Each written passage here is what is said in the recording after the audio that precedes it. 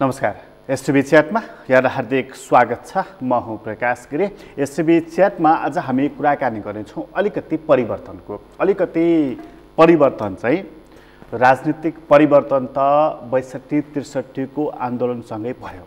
सामाजिक परिवर्तन पनि त्यही आन्दोलनकै मद्दतबाट अलिकति भयो। त्यसैले अहिले हामीले अवलम्बन गरिरहेको समावेशी लोकतन्त्र छ र यो समावेशी लोकतन्त्र यो सुन्दर पक्ष यसको के छ भने यसमा सबै पक्ष, जाति, वर्ग, लिङ्गको यसमा प्रतिनिधित्व रहन्छ।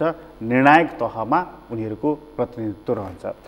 त्यो भइसकेपछि हामीले परिवर्तन केवल राजनीतिक ब्यानरको लागि मात्रै गरेको होइन। हाम्रो समाजको स्थिति, हाम्रो राजनीतिक अवस्था, देशको स्थिति सबै कुरामा परिवर्तन गरेर एक फड्को अघि बढ्नको लागि यत्रो ठुलो आन्दोलन गरिएको थियो र त्यसमा काङ्ग्रेस पनि लाग्यो, त्यसमा कम्युनिस्ट पार्टी पनि लाग्यो र त्यसमा मधेस केन्द्रित राजनीतिक दलहरू पनि लागे र राजनीतिक दलका नेताहरूले त्यसको लागि ठुलो त्याग, बलिदानी, तपस्या सम्पूर्ण गरेका थिए।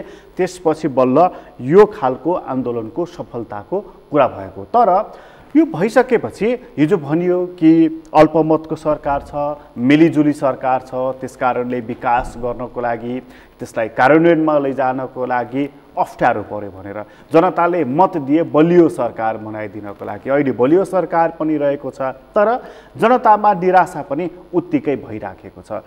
वास्तवमा हामीले खोजेको के हो, हामीले दिनुपर्ने के हो? यो व्यवस्थाको कमजोरी हो कि हाम्रो राजनीतिक पात्रहरूको कमजोरी हो कि हाम्रो जनतामा कमजोरी छ? वास्तवमा कमजोरी चाहिँ छ कहाँ? आज हामी त्यहाँ अलिकति कुराकानी गरेछौँ। हामीसँग कुराकानीको लागि पटक पटक मन्त्री भइसक्नुभएका, सांसद पनि हुनुभएका र पार्टीको नेतृत्वमा आउनका लागि लामो समय सङ्घर्ष गर्नुभएका व्यक्ति लालबाबु पण्डित आज हामीसँग स्टुडियोमा हुनुहुन्छ। तपाईँलाई स्वागत छ। धन्यवाद। अब धेरै पटक सांसद पनि हुनुभयो, अहिले पनि सांसद हुनुहुन्छ। अब सांसद हुनको लागि चाहिँ तपाईँहरू जुन मत माग्न जनताकोमा जानुहुन्छ नि, त्यहाँ जाँदाखेरि जनताले हामीलाई यस्तो बनाइदिनु पर्यो, यस्तो गरिदिनु पर्यो, यस्तो भनिदिनु पर्यो भनेर चाहिँ तपाईँहरूलाई भन्नुहुन्छ र तपाईँहरू हुन्छ म गर्छु भनेरै पनि आउनुहुन्छ। सांसद भएकै मान्छे हामी कहाँ मन्त्री हुने भएको हुनाले कार्यान्वयनमा लैजानको लागि मन्त्री पनि हुनुपर्ने हुन्छ। त्यो मन्त्री पनि तपाईँ हुनुभयो। तपाईँले हेर्दाखेरि त्यो जनताले जुन मुद्दा उठाएका हुन्छन्, केही प्रगति होस् आफ्नो जीवनमा भनेर, त्यो पार्टीले, त्यो नेताले परिवर्तन चाहिँ किन गराउन सक्दैन?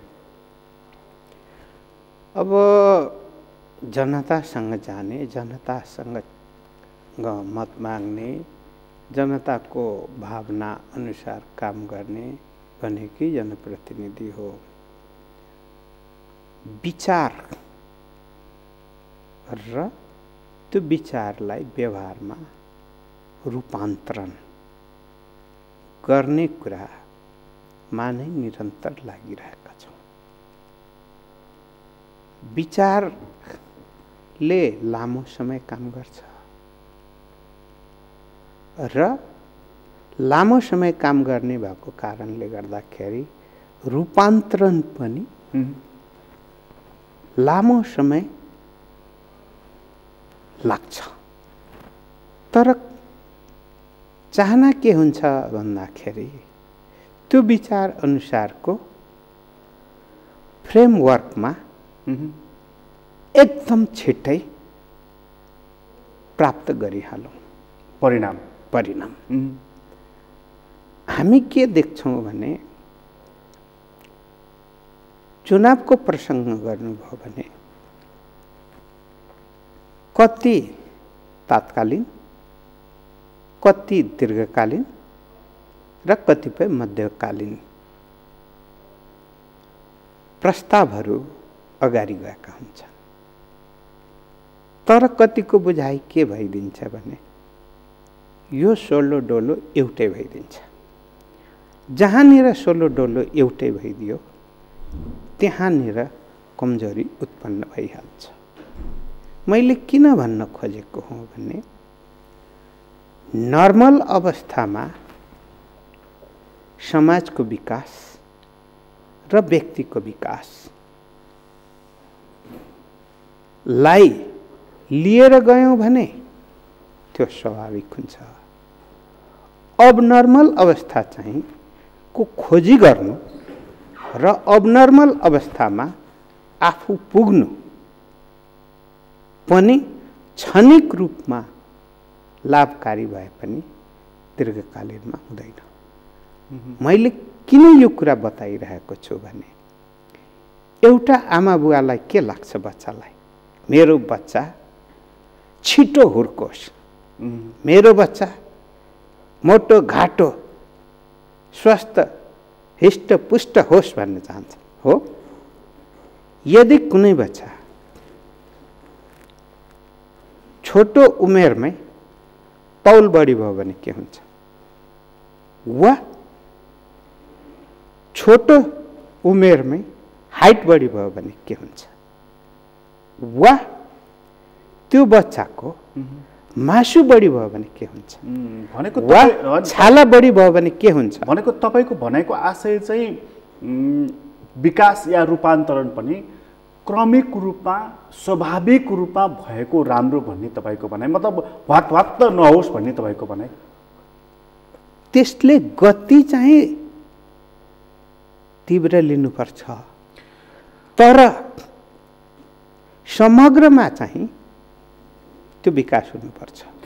त्यो तपाईँहरू मत माग्न जाँदा नि त्यो पब्लिकले त अनि त्यसरी चाहिँ तत्कालीन मध्यकालीन दीर्घकालीन भनेर त्यसरी त मत दिएको हुँदैन नि।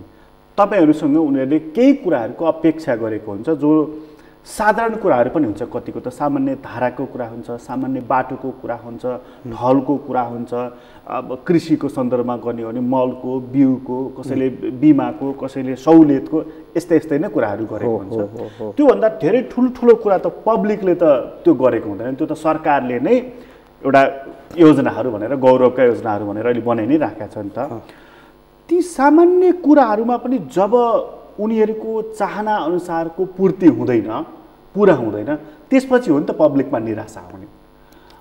त्यति पनि चाहिँ पुरा चाहिँ किन हुँदैन? एउटा कुरा के पनि बुझ्नुपर्छ भने एक समयमा एउटा कुराको आवश्यकता प्रमुखता हुन्छ, अलि समयपछि अर्को ठाउँको आवश्यकता प्रमुखताको साथ आउँछ। मै भनौँ त्यो जुन आवश्यकता हो नि, त्यो स्रोत साधन र विधि प्रक्रिया अनुसारै गर्नुपर्ने हुन्छ। अलि तपाईँको कुरा अलिकति बुझ्दैछु मैले, तर अलिकति तपाईँसँग मैले अलिकति तपाईँलाई नै तोकेर कुरा गरौँ ल। जस्तो योभन्दा अघिल्लोचोटि तपाईँ मन्त्री हुनुभयो, त्यसपछि अस्ति मन्त्री हुनुभयो, अहिले त तपाईँ त्यहाँबाट मन्त्री रहनु भएन। अघिल्लोचोटि मन्त्री हुँदाखेरि तपाईँको जुन वाह वाह वाह लालबाबु पण्डित यो मान्छे भयो भने जसरी DBPR रोक्यो, यस्तो मान्छे सच्चा देशभक्त मान्छे चाहिँदो रहेछ भनेर एउटा उभार देखेको थिएँ मैले। त्यसपछि तपाईँलाई मत पनि दिए, यो मान्छेलाई दियो भने कानुन पनि बनाउँछ, यस्तै प्रकारको देशभक्त काम पनि गर्छ, जनतालाई हुने काम पनि गर्छ भनेर जिताए, तपाईँ फेरि मन्त्री हुनुभयो। र त्यसपछि बहिसँग कुरा गर्दा तपाईँले के भन्नुभएको थियो भने अब चाहिँ यो दुबई, कतार, मलेसिया जानुपर्ने अवस्था हुँदैन र स्थिति कस्तो आउँछ भने त्यहाँ भएका मानिस पनि नेपालमा आउने, काम गर्ने, बस्ने वातावरण हामी सिर्जना गर्छौँ भनेर मैले सम्झन्छु। तपाईँले त्यो भन्दाखेरि चाहिँ धेरै मानिसहरू दुबई, कतारदेखि, मलेसियादेखिका मान्छेहरूले कमेन्ट गरेका थिए हामीलाई, वाह यस्तो लालबाबु पण्डित जस्तो मान्छे हुनुपर्छ, यस्तो मान्छे चाहिन्छ यो देशलाई भनेर। तपाईँ दोस्रो पटक पनि फेरि भनेको यो कार्यकालमा पनि मन्त्री हुनुभयो। ती कुराहरू त भएनन् नि त, पुरा सक्नु भएन नि गर्नको लागि। मतलब के फरक पर्दो रहेछ, किन सकिँदो रहेछ त्यो काम गर्नको लागि? जस्तो के हो भने जुन कुरा मैले अभिव्यक्त गरेँ अहिले पनि मेरो स्ट्यान्ड त्यही हो। त्यो कुरा के हो भने अलिकति समय लाग्ने कुरा हो, तर के हो भने जुन कुरा आफूले राखेका छ त्यो बाटोमा आफू हिँडिरहेको छ कि छैन भन्ने प्रश्न पनि हो। त्यसकारणले गर्दाखेरि जुन यहाँहरूले उठाउनुभयो कि मैले जुन पहिलोचोटि मन्त्री हुँदाखेरि त्यही जुन डिबिपिआरको कुरा गर्दाखेरि कति कष्टपूर्ण र कति चाहिँ अन्योलताको बिचमा र कति अप्ठ्यारोलाई पार गरेर त्यतिखेर चाहिँ ल्याइएको थियो। त्यो त नयाँ इस्यु थियो नि, नयाँ इस्यु थियो। त्यो च्याप्टर क्लोज भयो किनभने त्यो कम्प्लिट भयो। त्यसपछि भन्नुहुन्छ भने मलाई प्रशासनिक रूपमा सङ्घीयतामा केन्द्रीकृत प्रणालीलाई रूपान्तरण गर्ने जिम्मेवारी हो। रूपान्तरण गर्ने जिम्मेवारीमा कहाँ चुकेको छ त? कसैले औलो उठाउने भने यहाँनिर चुक्यो, यहाँनिर गलत गर्यो भन्ने चाहिँ कसैले औँला उठाउने स्थिति छैन। खाली के हो भने केमा औँला उठाइन्छ भने मलाई चाहिँ यहाँदेखि यहाँ सरुवा गरिदियो, यहाँदेखि यहाँ चाहिँ पठाइदियो भने त्यो निहित व्यक्तिगत आफ्नो स्वार्थको कारणले मात्र भनिएको हो। राष्ट्रको हित र राष्ट्रको स्वार्थमा यो कुरा आएकै होइन। कर्मचारीहरू तपाईँ त सामान्य प्रशासन मन्त्री हुनुहुन्थ्यो, हो, तपाईँले भनेको कुरा त कर्मचारीहरूले त मानिदिएनन्। माने नमानेको भए हामी अघि बढ्ने नै थिएनौँ। बडा गाह्रो परेको थियो नि तपाईँलाई। गाह्रो त सजिलो हुन्छ र? कहाँ सजिलो भएको थियो र? पहिलो पटक पनि जुन बेलामा मैले डिबिपिआरको कुरा उठाएँ, मन्त्री क्वार्टरमै गएको होइन मार्नलाई, रोक्नको लागि गएको होइन। रोक्नलाई को लागेनन्? त्यतिखेर कति ठुल्ठुला नेताहरू लागेनन्। तर जब सफल भयो र संविधानमा आएपछि अनि विरोध गर्नेको मुख पनि बन्द भयो। शराबको गहिरो कति लाग्यो लाग्यो। विदेशमा पुतला जलाउने काम पनि गरे। तर म त पछि हटिन। राष्ट्रको निम्ति थियो, परिवर्तनको निम्ति थियो। त्यसै कारणले गर्दा पछिल्लो पटक पनि संविधानमा मलाई जे जिम्मेवारी दिइएको थियो त्यो मैले पुरा गरेँ। त्यो पछिल्लो पटकको अलिकति कुरा सन्दर्भ कोट्न म अलिकति थोरै यसमा भन्न चाहन्छु कि जिम्मेवारी पुरा हो, तर 100% काम सम्पन्न भइसकेको त छैन। अहिले यहाँले देख्दै हुनुहुन्छ भर्खर अस्ति राज्य व्यवस्था समितिमा गत वर्ष 2075 माघ 10 गते संसदमा प्रस्तुत गरेको संघीय निजामती सेवा ऐनको विधेयक अब एउटा विषयमा मात्र अन्तिम टुङ्गो बाँकी छ। यही बेला मन्त्री परिवर्तन भयो। मन्त्री परिवर्तन भएको त 4 महिना नाग्यो नि त। मैले त औँला भाँची गनाउन सक्छु कि 21 महिनामा पहिलो प्रारम्भिक कालमा यो कुरा गरे।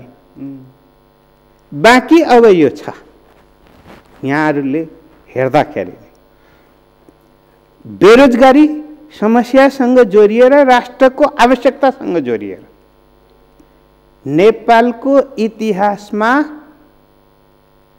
कहिल्यै नखोलिएको लोकसेवा आयोगको भर्ना प्रक्रिया त्यति धेरै सङ्ख्यामा राष्ट्रको आवश्यकतासँग जोडिएर एउटा पनि मैले तोक लाएर भर्ना गर्नुपर्छ होइन, विधि र प्रक्रिया अनुसार प्रतिस्पर्धा गरेर योग्य भन्दा योग्यतम व्यक्तिहरूलाई ल्याउनुपर्छ भनेर गरे हो। अहिले छन्, सुरुवात चाहिँ गरिएको तर कम्प्लिट भएको होइन। 21 महिना चाहिँ तपाईँले सामान्य प्रशासन मन्त्रालय चलाउनु भयो हो। रोजगारी कति मानिसले प्राप्त गरे? अब मैले लोकसेवा आयोग मार्फत, म सरकारको मात्रै भन्छु, निजी क्षेत्रको भन्दिनँ, मैले त्यतिखेर 16,000 विज्ञापनको निम्ति पठाएको हुँ। एक लटमा 9,756 होला सम्भवतः। एकै लटमा विज्ञापन निक्लेको र त्यसपछिको विज्ञापन सबै जोड्ने हो भने मलाई लाग्छ, मैले भनेको थिएँ मेरो अवधिमा म 20,000 जतिको विज्ञापन निकाल्छु भनेको थिएँ। त्यति मान्छेलाई रोजगारी दिने, रोजगारी दिन्छु, नयाँ रोजगारी कुरा नेपाल सरकारको भनेको थिएँ। त्यो रोजगारीको कुरा भयो। त्यो चाहिँ त्यो रोजगारी त्यहाँको मात्र भने त्यो हो। अनि त्यहाँ चाहिँ तपाईँले चाहिँ अब कर्मचारीहरूलाई यो सङ्घबाट प्रदेशमा स्थानीय तहमा पठाउनु भयो, जाऊ भन्नुभयो। कर्मचारीहरूले त्यहाँ शर्तमाथि शर्त राखेका थिए। कसैले एक तह बढुवाका कुरा राखेका थिए, कसैले सेवा सुविधा बढाउनु पर्ने कुरा राखेका थिए, कोही चाहिँ जाँदै जान्नु ल के गर्छन् लालबाबु पण्डितले भनेका थिए। त्यो ट्रेड युनियनमा चाहिँ त्यति बेलाको मलाई सम्झना भएसम्म चुनाव हुँदाखेरि त्यति बेलाको नेकपा एमालेसँग नजिक भएका ट्रेड युनियनको वर्चस्व रह्यो। केपी ओलीले नै प्रधानमन्त्री हुँदाखेरि गराएको चुनावमा तपाईँ सामान्य प्रशासन मन्त्री हुँदाखेरि त्यही ट्रेड युनियनले तपाईँले भनेको मानेन फेरि। अब ट्रेड युनियन छ र उहाँहरूको भूमिका मात्र कर्मचारीको हितमा हो। उहाँहरूले काम गर्ने मात्र कर्मचारीको हितमा। मैले पनि मात्र कर्मचारीको हितमा काम गर्न थालेको भए यो देशमा 1% अहिले भन्ने हो भने त्यही 1%मा अलिकति बढी, एक बढी पनि छैन होला कर्मचारीको। 99% को कुरा त छुट्थ्यो हो। देश भनेको मात्र निजामती कर्मचारीको हो। यदि सरकारले त्यति मात्रै बुझिदियो भने, यदि सरकारले जनता त्यति मात्रै हो भने बुझिदियो भने, यदि व्यवहारमा मेरो छोरा छोरी मात्रै हुन्,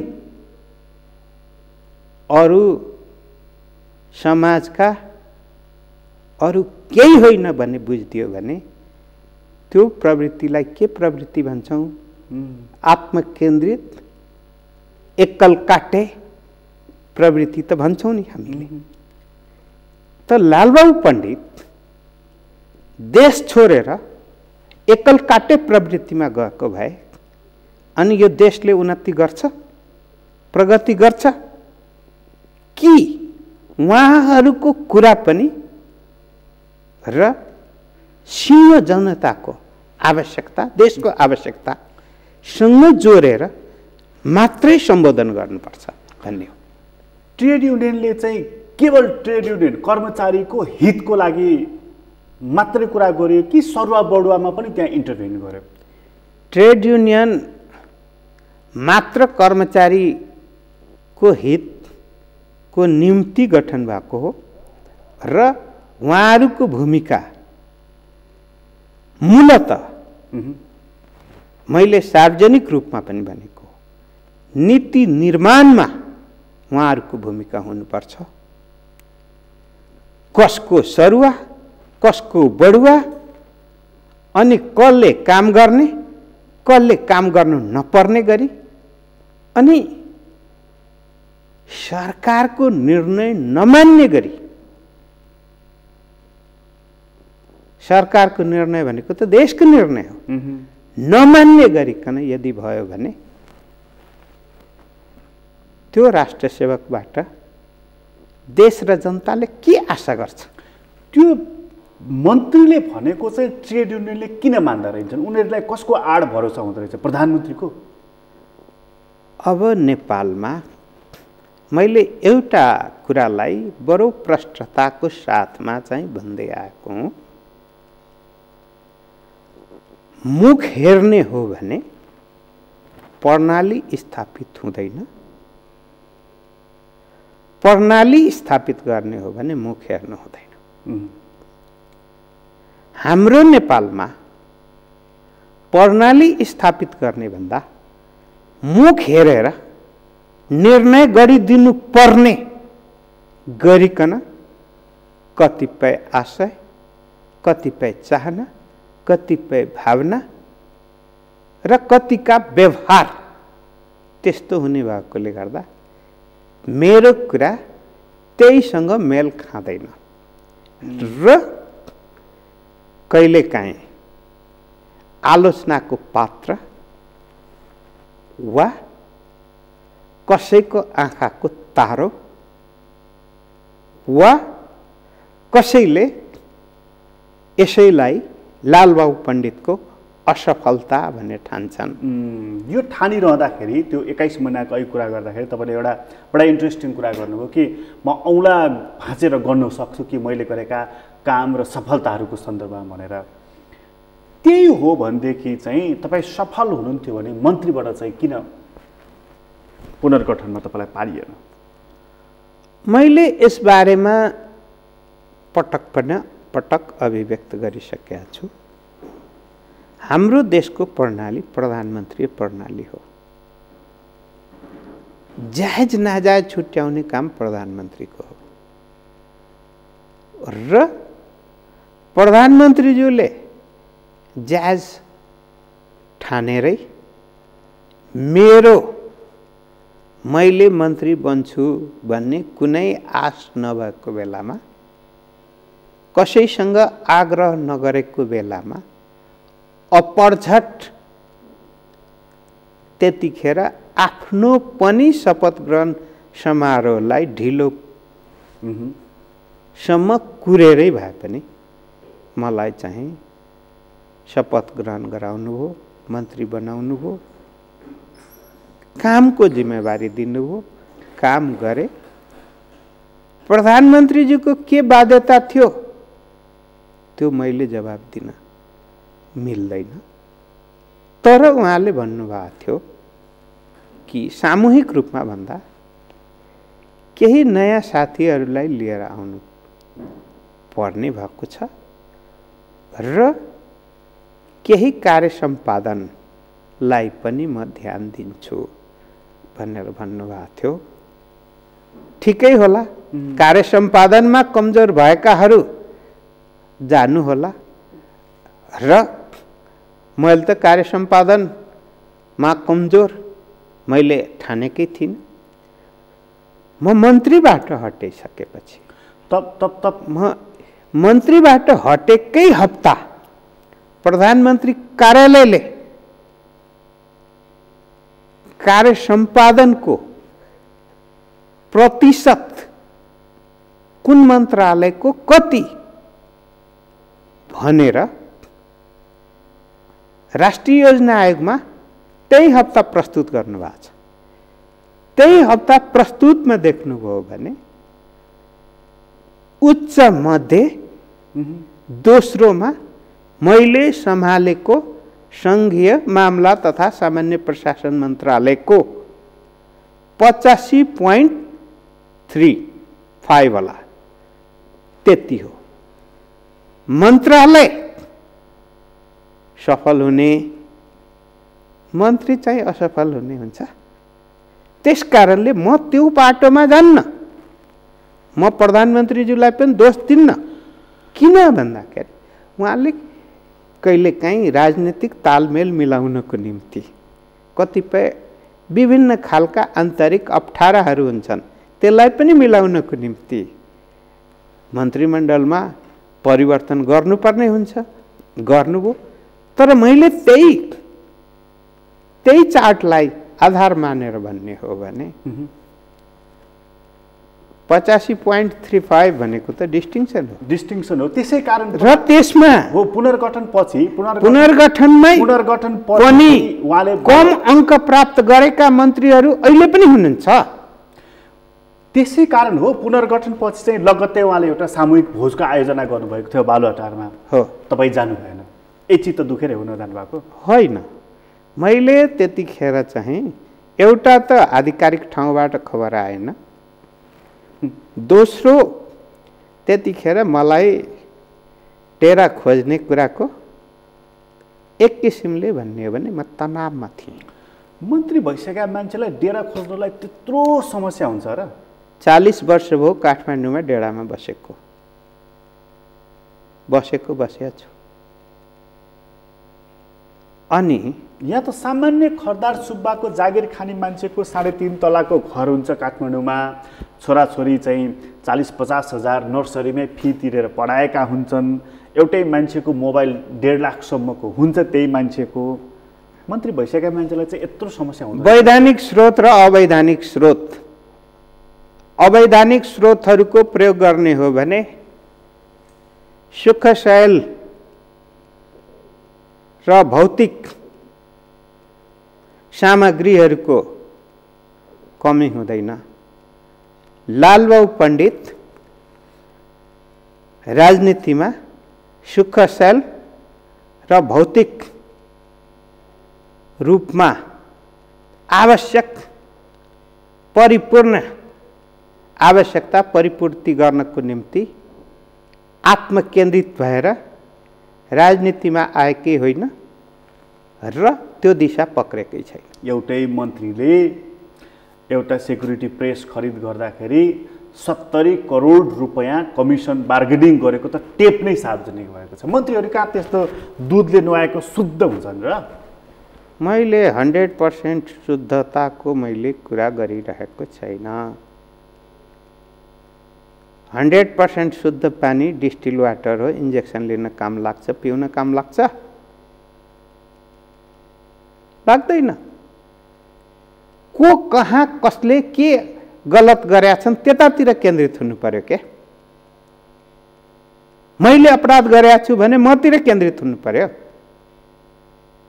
अनि अपराध एउटाले गर्ने, प्रश्नको जवाब अर्कोसँग खोज्ने हो भने के पाइन्छ? त्यो जायज नाजायज भन्नुहुन्छ भने त्यो मन्त्री अपराध गरेका छन् भने दण्डित हुनुपर्छ, जोसुकै। प्रधानमन्त्रीले नै फलानुले अपराध गरेको छैन भन्न पाइन्छ कि पाइँदैन? अब उहाँले के बुझ्नुभयो? जेसुकै बुझ्या भए पनि घेराबाट व्हाइट बडीमा रवि हरेक व्यक्ति, सार्वजनिक पदमा रहेका व्यक्ति कसीबाट गुज्रिनुपर्छ, दण्डित हुन्छ। देशमा राष्ट्रपतिले छुट पाउनुपर्छ, प्रधानमन्त्रीले छुट पाउनुपर्छ, मन्त्रीले छुट पाउनुपर्छ, हुँदा हुँदा त सार्वजनिक पदमा रहेका सबैले छुट पाउनुपर्छ भने दण्ड कसले पाउने? कसैले छुट पाउनु, निमुखा जनताले कसैले छुट पाउनु प्रभावित गर्न सक्दैनन्, ती मान्छेले चाहिँ छुट नपाउने भए कसैले पनि छुट पाउनु हुँदैन। यो विषय पार्टीको बहसको विषय हुँदैन। म तपाईलाई यो यस कारणले सोधेँ कि तपाईँ चर्चितै हुनुहुन्छ नि साइकल मन्त्री भनेर। भने सादा मान्छे लालबाबु पण्डित, तपाईँ आफै भनिहाल्नुभयो 40 वर्षदेखि डेरामा बसिराखेको छु भनेर। त्यो मान्छेलाई त प्रश्न गरेका छैन नि। तर तपाईँसँगै कुम जोडेर मन्त्री परिषदमा बसेको अर्को व्यक्ति, अर्को साथी, पार्टी एउटै, मन्त्री परिषद एउटै, काम गरेको सँगै एउटै प्रकरणमा 70 करोड, आमामामा तपाईँलाई सुन्दाखेरि अलिकति त्यो अलि अप्ठ्यारो जस्तो, अलि रिङ्गटा लागे जस्तो हुँदैन? मैले जायज नाजायज के हो मलाई थाहा छैन। एउटा बच्चामा मैले चाहिँ सुनेको थिएँ, एउटा डाका ग्रुपले चाहिँ डाका हाल्न चाहिँ गाउँमा बाटो भएर हिँड्दै थियो। अनि त्यहाँ दुईटा बच्चाहरू राति टुक्की बत्ती बालेर पढ्दै थिए। अनि पढ्ने बेलामा चाहिँ अनि बच्चामा त अङ्क पढ्छन् नि, अङ्क पढ्दै थिए। अङ्क पढ्दै गएपछि बाहिरबाट त आवाज मात्रै सुने, यो अङ्कको भनेको पैसा गन्दैछ भने भए अब अन्त डाका दिन गएको व्यक्ति चाहिँ आज यही घरमा चाहिँ डाका चाहिँ दिनु जरुरी छ भनेर डाका हाल्दा त पछि त बच्चाको किताब र स्लेटमा अङ्क लेखिएको देखिएको थियो, पैसा रहेछ। अति बच्चाले पढ्दै थियो, उसले त आवाज मात्रै सुनेको थियो नि है। त्यसैले गर्दा मैले खालि के हो भने यथार्थमा जानुपर्छ र हरेक केसहरू चाहिँ कसीबाट गुज्रिनुपर्छ। हरेक केस कसीबाट गुज्रिने हो भने पार्टीको महासचिव बालुवाटार जग्गामा मुछिनुभयो, कुनै कारवाही भएन, बरु उन्मुक्ति मिल्यो। गोकुल बास्कोटाजीलाई 70 करोडको कमिसन मागेको भनियो, त्यो केस भोलि छानबिन होला, हो होइन आफ्नो ठाउँमा आउला, तर उहाँ दोषी होइन भनेर प्रधानमन्त्रीले भर्डिक्ट दिइदिनुभयो। व्हाइट बडीमा रविन्द्र दोषी होइनन् भनेर प्रधानमन्त्रीले भर्डिक्ट दिइदिनुभयो। तपाईँ भन्दै हुनुहुन्छ म 21 महिना काम गरेँ 85.85 होइन त 35 तपाईँले प्राप्त गरेको अङ्क, यो डिस्टिङसन नम्बर हो, तर तपाईँ त्यहाँबाट बहिर्गमित हुनु पर्यो। तर लालबाबु पण्डित त राम्रो मान्छे हो, यिनलाई म फेरि मन्त्री बनाउँछु अथवा मन्त्रीमै राखिरहन्छु भनेर त प्रधानमन्त्रीले भन्नु भएन। फेरि उहाँले के भन्नुहुन्छ भन्नुहुन्न, कतिपय निजी कुरा भन्नुहोला, कतिपय विचारहरू भन्नुहोला, तर के हो भने उहाँ प्रधानमन्त्रीज्यूले नै कुनै अपराधलाई जोगाउँछु भन्ने हो भने कानुनी कटघराबाट जोगिन्छ कि जोगिँदैन? जोगिनुहुन्न, जोगिँदैन। विधि र प्रक्रियाबाट चाहिँ दण्डित बाटोबाट दण्डित गर्नुपर्छ। आज लालबाबु पण्डितले कसैलाई चाहिँ दण्डित गर्नुपर्छ भन्ने हो भने गर्नुपर्छ हो, तर विधि प्रक्रियाबाट दण्डित भएन भने के हुन्छ? त्यसकारण विधि र प्रक्रियाबाट दण्डित हुनुपर्छ। विधि र प्रक्रियाबाट दण्डित भएन भनेदेखि त पात्रप्रति पनि प्रश्न उठ्छ, व्यवस्थामाथि पनि प्रश्न उठ्छ नि त। यसैले कारणले गर्दाखेरि जनतामा जाने भनेको के हो त? यो एउटा राजापछि छोरा राजा भइहाल्ने भन्ने नभएको, हरेक 5 वर्षमा जनतामा जानुपर्छ। जनतामा जाँदाखेरि त अहिले सामान्य प्रधानमन्त्री केपी शर्मा ओली पनि जानुहुन्छ, म पनि जान्छु, चाहे बास्कोटाजी पनि जानुहुन्छ, चाहे अन्य व्यक्तिहरू पनि त जानुहुन्छ नि, जवाब त दिनुपर्छ नि। तपाईँलाई चाहिँ बास्कोटाजी प्यारो, तपाईँ चाहिँ नप्यारो किन रहेछ? अब प्यारो हुने र नहुने भन्ने हो भने मलाई भन्नुहुन्छ भने काम र रिजल्ट प्यारो हुनुपर्छ। व्यक्तिगत प्यारो र व्यक्तिगत चाहिँ आकांक्षा कसैसँग पाल्नु आवश्यक छैन। एउटा कम्युनिस्ट पार्टीमा व्यक्तिको मूल्याङ्कन कामको परिणामको तपाईँले भन्दै गरेको कुरा को आधारमा हुन्छ कि मेरो नजिकको मसँग नजिक छ, म कहाँ हरेक दिन आएर नमस्कार गर्छ अथवा तपाईँहरूकोमा अभिवादन लाल सलाम गर्छ, कुन कुरा चाहिँ नि अथवा चाहिँ शक्ति स्वार्थ शक्तिहरूले चाहिँ नि यो मान्छे राम्रो छ यसलाई चाहिँ अगाडि बढाउनु पर्छ भनेर दबाब दिएको आधारमा के को आधारमा चाहिँ नि निर्णय हुन्छ? कम्युनिस्ट पार्टीमा नीतिगत रूपमा भन्नुहुन्छ भने म यसको व्यवहारिक उत्तर खोजेको। व्यवहारिक उत्तर भन्नुहुन्छ भने समाजको प्रतिबिम्ब अझै पनि छ, शुद्धताको कमी छ।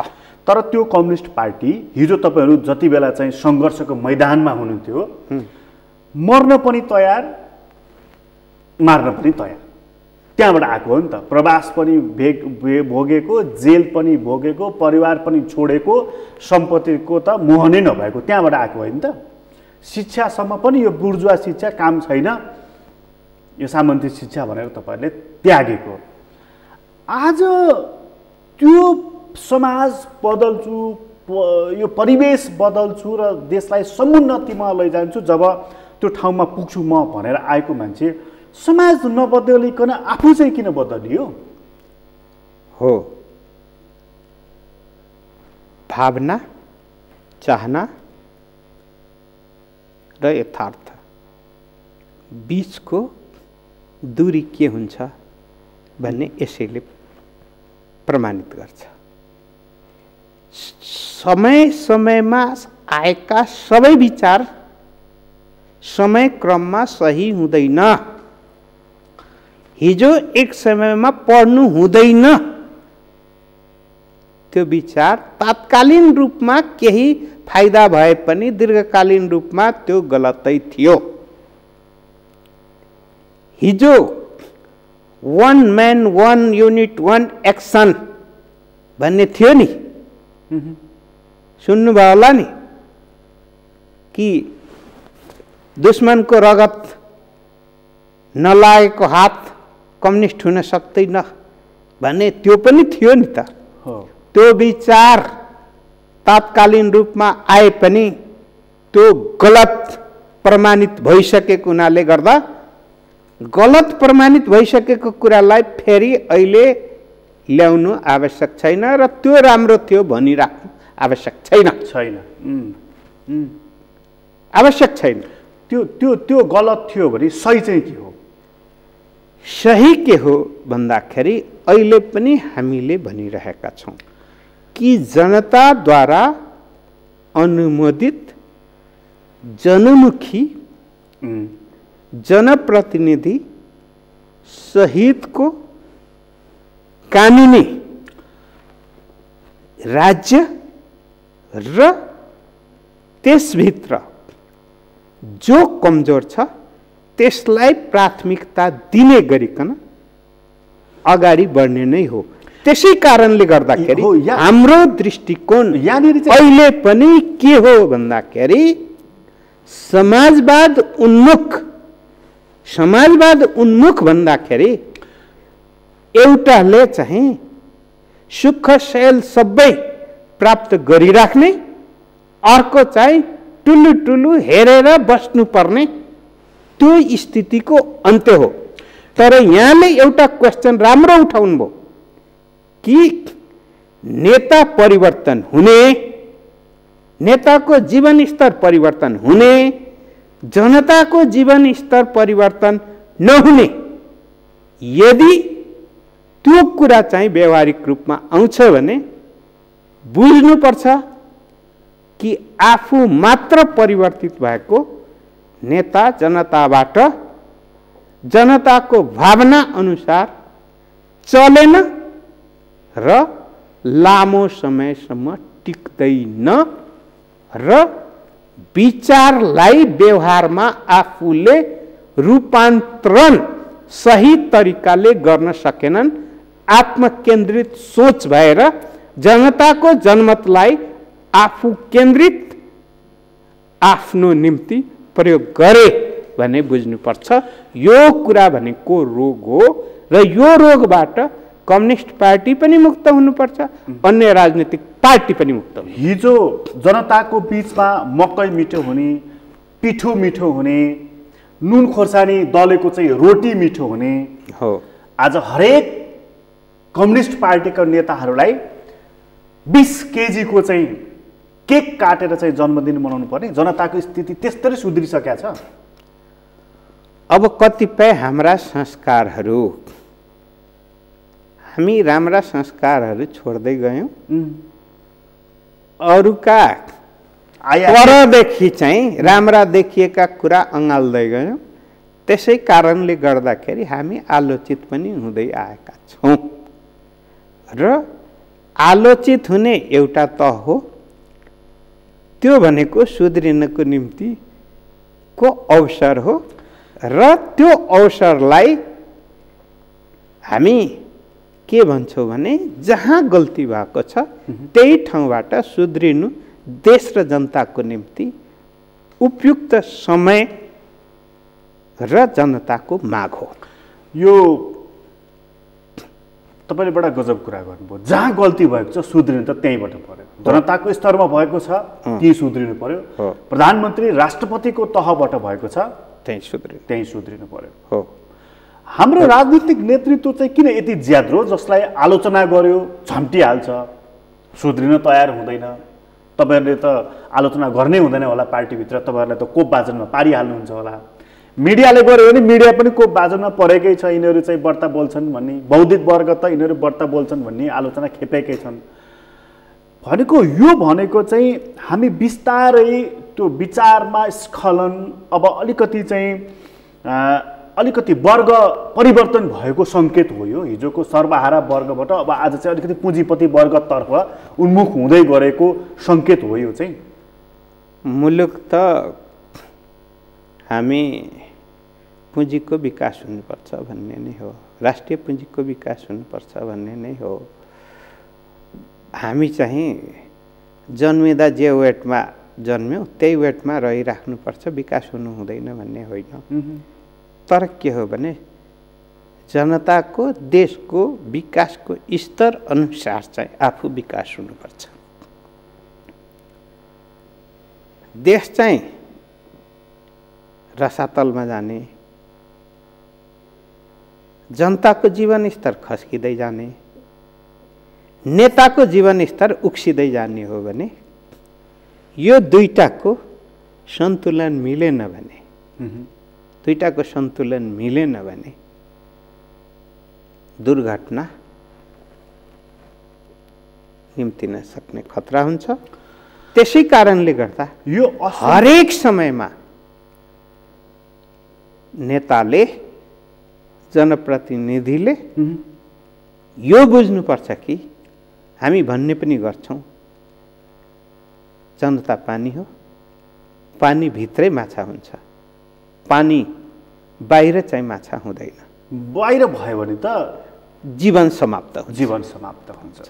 त्यस कारणले आफ्नो जीवन समाप्तिको बाटो आफैले रोज्नु हुँदैन। यसलाई चाहिँ फेरि सैद्धान्तिक लेप लगाउँदै हिजो आज बहस गरे के देखिराखेको छु मैले भने यो संसदीय व्यवस्थाको कमजोरी हो। यहाँ 2/3 सरकार भए पनि, मत भए पनि त्यो सरकारले काम गर्न सक्दो रहेछ, रिजल्ट दिन सक्दो रहेछ। त्यसैले यो अस्थिरता पनि संसदीय व्यवस्थाले ल्याउँदो रहेछ, भ्रष्टाचार पनि यसैले ल्याउँदो रहेछ, दण्डहीनता पनि यसैले बढाउँदो रहेछ। कार्यकारी प्रमुख चाहिँ निर्वाचित गर्नु पर्यो भनेर चाहिँ अचेल चाहिँ नेताहरू बोल्न थाले देखेँ मैले। संसदमै पनि बोलेको सुने, बाहिर पनि ठुला नेताहरू, पूर्व प्रधानमन्त्रीहरू बोलेको सुने। अब उपचार भने चाहिँ त्यही नै हो। हामी के बुझ्नुपर्छ भने कार्यकारी प्रधानमन्त्री वा राष्ट्रपति हुँदैमा सबै कुरा सङ्लो भइहाल्छ भन्ने होइन। त्यसले एउटा वंशबाट हामी चाहिँ उन्मुक्ति पाएका छौँ,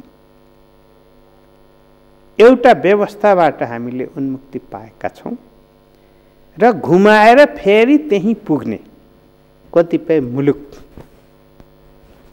कार्यकारी प्रमुख हुँदाखेरि पनि तानाशाही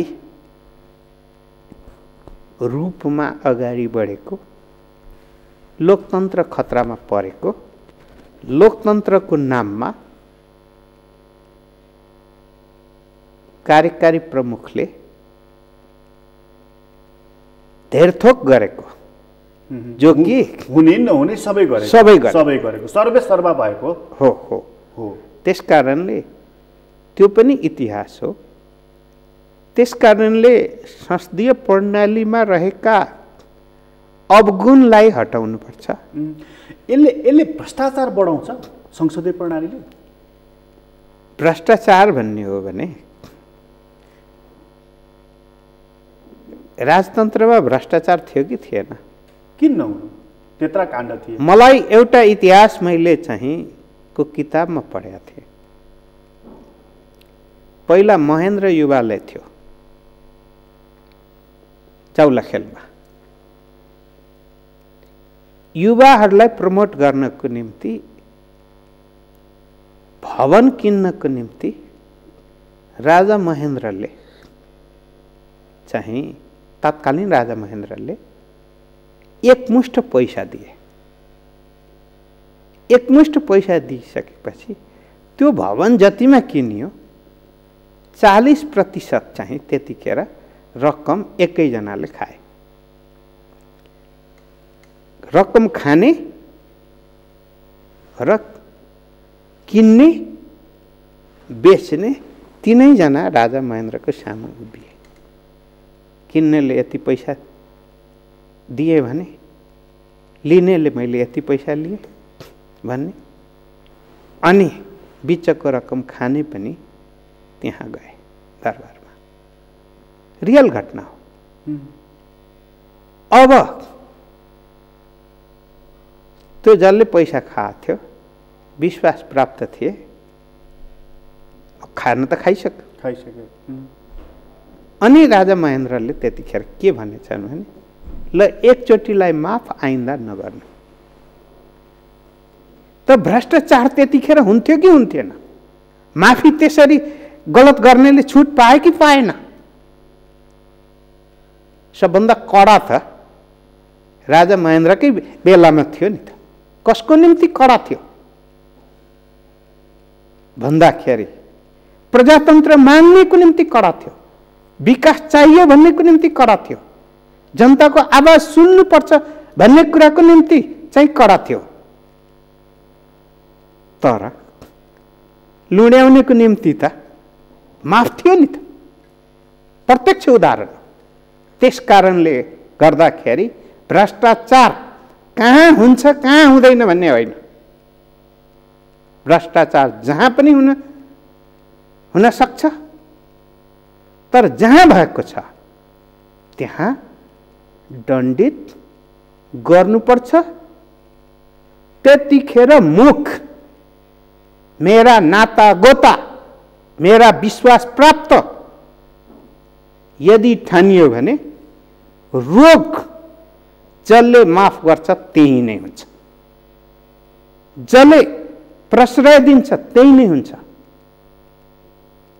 त्यस कारणले भ्रष्टाचारसँग चाहिँ जोडेर आउने हो भने संसदीय व्यवस्थाको अवगुण हो भन्ने, वा कम्युनिस्टको अवगुण हो भन्ने, वा कांग्रेसको अवगुण हो भन्ने, वा यो तन्त्रको चाहिँ अवगुण हो भन्ने यसरी बुझ्न थालियो भने फेरि गलत ठाउँमा हामी पुग्छौँ। यत्रा काण्ड छन्। अब यो चाहिँ पार्टीगत कुरा पनि भएको हुनाले अलिकति सोधेको तपाईँले। यत्रा काण्ड छन्, यो व्हाइट बडीदेखि सुन काण्डदेखि अहिलेसम्मको यो सेक्युरिटी प्रेससम्मको काण्डको, यहाँ सरकारले दण्डित गर्नु पर्दैन?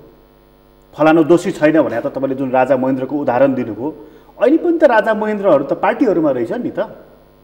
फलानु दोषी छैन, फलानुलाई उन्मुक्ति देऊ, फलानु होइन भने त जसले भन्नुहुन्छ नि कसैबाट गुज्रिएपछि आफ्नो भनाइ ठिक थियो या गलत थियो त्यतिखेर प्रमाणित हुन्छ, त्यतिखेर प्रमाणित हुन्छ।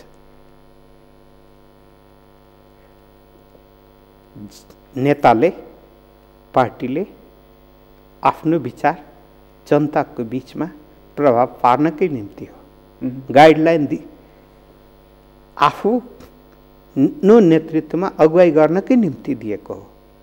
यदि जनताले अस्वीकार गर्यो भने त नेता असफल भइगयो।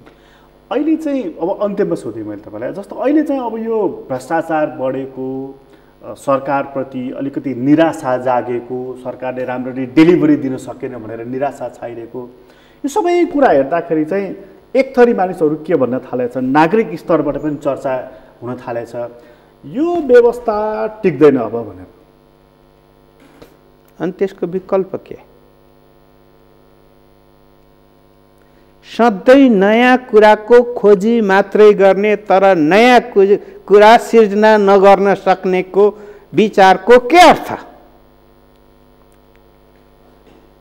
खोजी त गर्ने। हामी हेरौँ न, यो व्यवस्थाले पनि डेलिभरी दिन सकेन, पात्रहरू पनि सुध्रेनन्, प्रवृत्ति पनि सुध्रेन, भ्रष्टाचार बढिराख्यो, जनताको जीवनमा परिवर्तन भएन भने त मान्छेले विकल्प खोज्नु त स्वाभाविकै हो नि। तर राम्रो विकल्प खोज्नको निम्ति त कसैले कसैलाई रोकेको त छैन। रोक्छ र? रोक्दैन नि, रोक्दैन। नेताको विकल्प नेता हुन्छ कि हुँदैन? कि म कहिलेकाहीँ म अति उग्र कुरा सुन्छु हो यो पार्टी नेता बन्ने प्रवृत्ति नै गलत हो भन्ने हो भने सरकार बन्नै हुँदैन भन्ने अर्थमा जान्ने हो भने कसले चलाउँछ यो देश? अहिले चाहिँ कम्युनिस्टको काङ्ग्रेसको यो जुन माथिल्लो तह छ नि यसको विकल्प खोजेका हुन् त पब्लिकले त्यसो भएदेखि? समय आयो भने खोज्छ नि। अहिले खोजेका छैनन्? त्यो त टेस्टमा गएपछि नि। तपाईँहरूले खोज्नु भएको छ कि छैन? तपाईँहरू त त्यो पार्टीको चाहिँ म पनि जाँचिन तयार छु नि त, पटक पटक जान्छु नि। पुस्तान्तरणको कुरा गर्दै पार्टीमा पनि जाँदाखेरि पार्टीमा पनि महाधिवेशन हुन्छ नि। पार्टीमा पुस्तान्तरणको बेला भएको हो? यो त निरन्तर प्रक्रिया हो नि त। निरन्तर प्रक्रियामा पुस्तान्तरण पनि हुन्छ, विचारमा पनि पुनर्ताजगीपन आउँछ, देशमा पनि आइरहन्छ। त्यसकारणले कोरा कल्पना मात्रै गरेर व्यवहारमा नजाने हो भने केही पनि प्राप्ति हुँदैन। रिसाएर भन्छन् नि मान्छे आक्रोशित भएर यी नेताले केही गर्दैनन् भने बडा देख्छु म औँला पनि यस्तो। रिसाउनेले जिम्मेवारी बोध गरेर आफू अगाडि सर्न सक्नु पर्यो। आफू चाहिँ अवसर पाए अवसरको पछाडि कुद्ने, नभए म त केही गर्न सक्दिनँ भने लुकेर बस्ने। अनि जसले केही गर्छ सच्याउनको निम्ति अनुरोध गर्नु एउटा कुरा हो, तर फेर्नको निम्ति हो भने आफू अग्रसर हुनु पर्यो। तपाईँलाई धेरै धन्यवाद। हस्, धन्यवाद। आदरणीय दर्शक, तपाईँलाई पनि धन्यवाद। आज हामीले कुराकानी गऱ्यौँ पूर्व मन्त्री तथा नेपाल कम्युनिस्ट पार्टीका नेता लालबाबु पण्डितसँग। उहाँसँगको कुराकानी अहिलेलाई यति नै। एसटिभी च्याटबाट म प्रकाश गिरीलाई बिदा दिनुहोस्। सगरमाथा टेलिभिजन हेर्दै गर्नुहोला।